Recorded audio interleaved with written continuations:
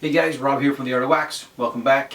We're dropping this video a day earlier than usual as part of a new segment that we're going to call Sunday Morning Doom Worship, where we're going to spend some time looking at some of the genres that not everyone may be into, but I definitely am. And that is doom, psych, stoner, sludge, all that kind of goodness.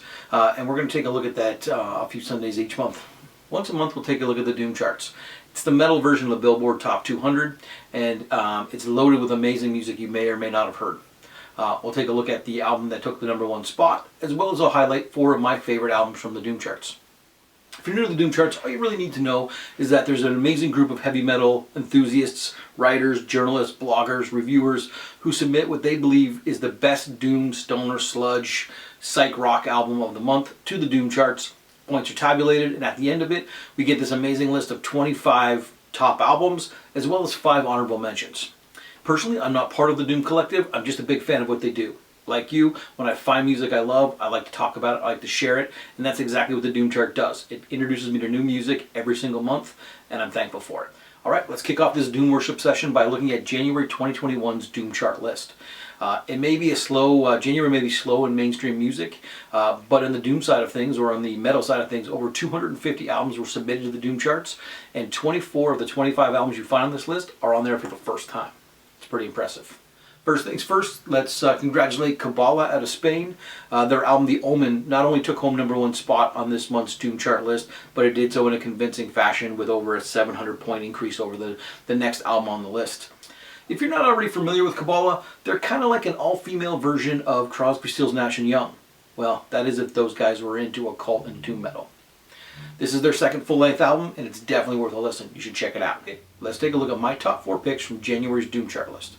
We're going to start higher up on the list and work our way down from where they appeared on the original list, starting with number 21 and Big Sky Giant's Planet Terror.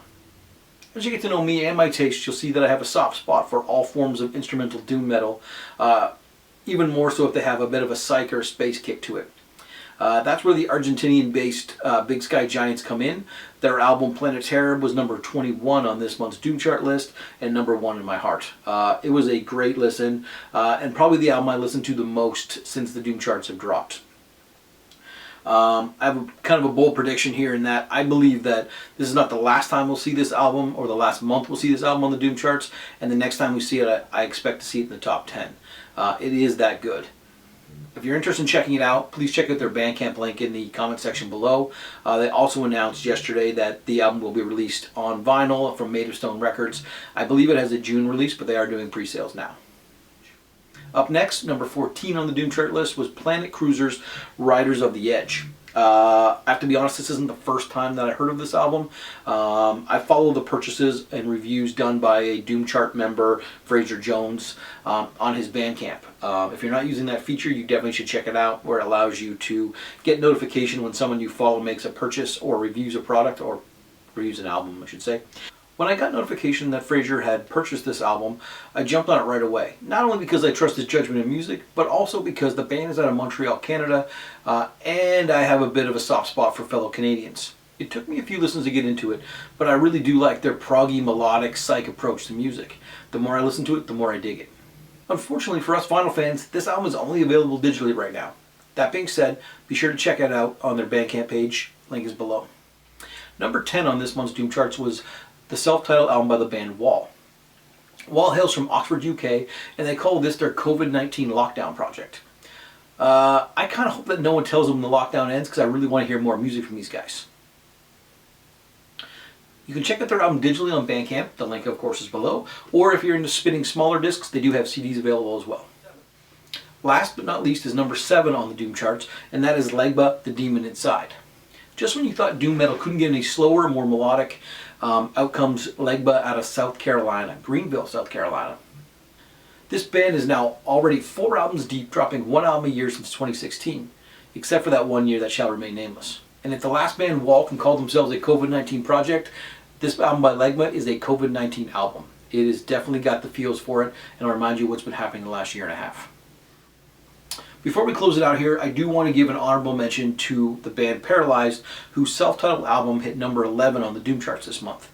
It was really hard for me not to include them in my top 4, so I did definitely want to spend a few seconds and talk about their album. It's one of the more unique listens on the Doom charts this month.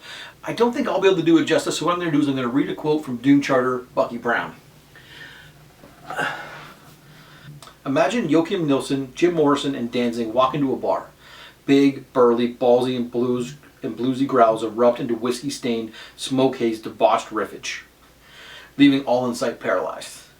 Fuck, I gotta listen to that album again right now. If you're interested, check out their track Lucifer's Road. If you don't immediately understand what Bucky was talking about, I don't think I can help you. Well, that wraps up a look at the January 2021 Doom charts.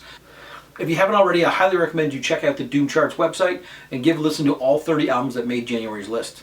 I'd love to hear which albums made your top 4, so leave them in the comment section below. Thanks again for watching.